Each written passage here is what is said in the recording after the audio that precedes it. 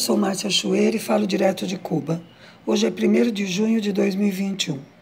Faz 14 meses que gravo um comentário semanal sobre Cuba. E já é a terceira vez que tenho de informar que os Estados Unidos acusam a ilha de ser um país que supostamente não combate o terrorismo. A acusação tem como objetivo incluí-la numa lista de países que devem ser sancionados economicamente. Lista feita de forma autoritária e unilateral, sem possibilidade de recurso.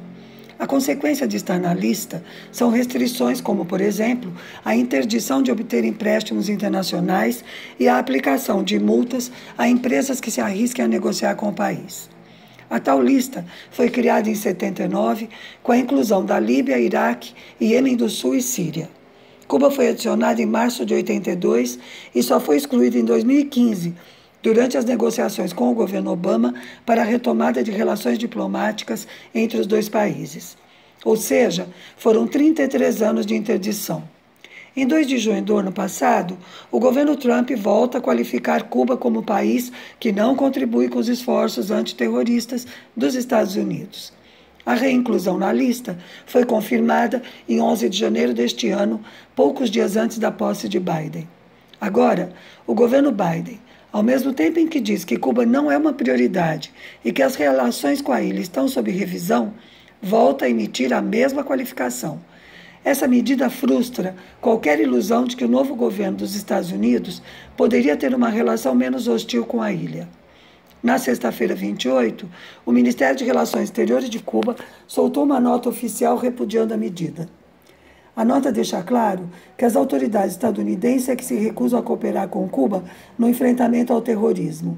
O governo dos Estados Unidos nunca devolveu ao país nenhum dos fugitivos da justiça cubana que vivem lá, nem julgou nenhum deles pelos crimes e atos terroristas cometidos contra o povo cubano e cidadãos de outros países.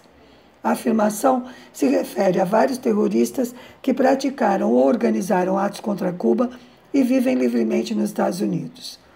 Um dos mais famosos foi Luiz Posada Carriles, nascido em Cuba em 1928 e que depois assumiu a cidadania venezuelana. A carreira de terrorista de Luiz Posada Carriles é uma verdadeira aula da história recente da América Latina e da ação da CIA nos nossos países.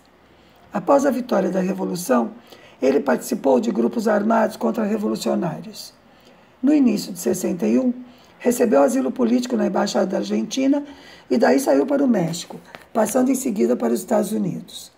Lá, ele logo se integrou à Operação 40, organizada pela CIA para promover a invasão da Baía dos Porcos ou Praia Riron.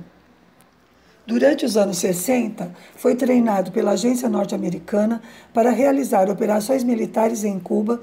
Segundo documentos oficiais, ele foi agente da CIA entre 65 e 74.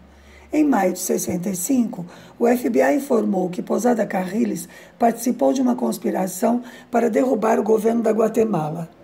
Um mês depois, segundo o memorando da CIA, ele estava no México tentando explodir um navio soviético junto com Jorge Mas Canossa, outro conhecido terrorista.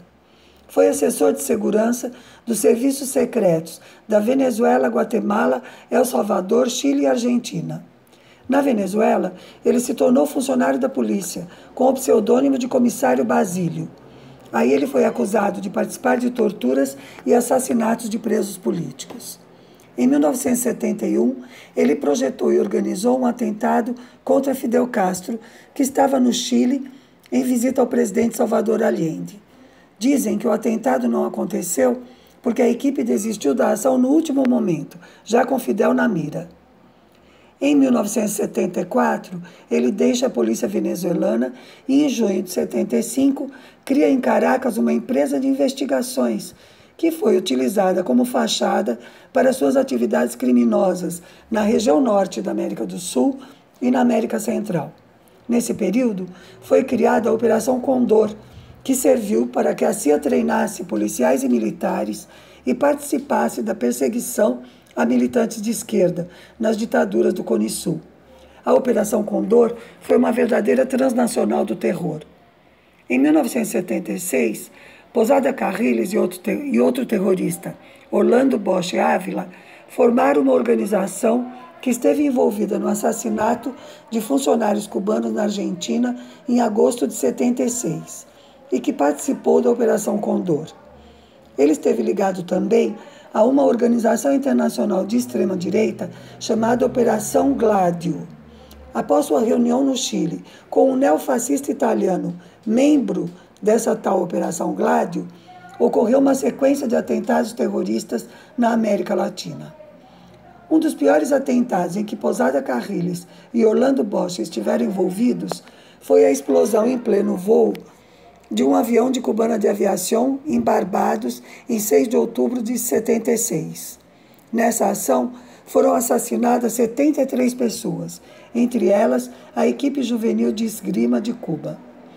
A participação dos dois no atentado foi identificada desde o primeiro dia.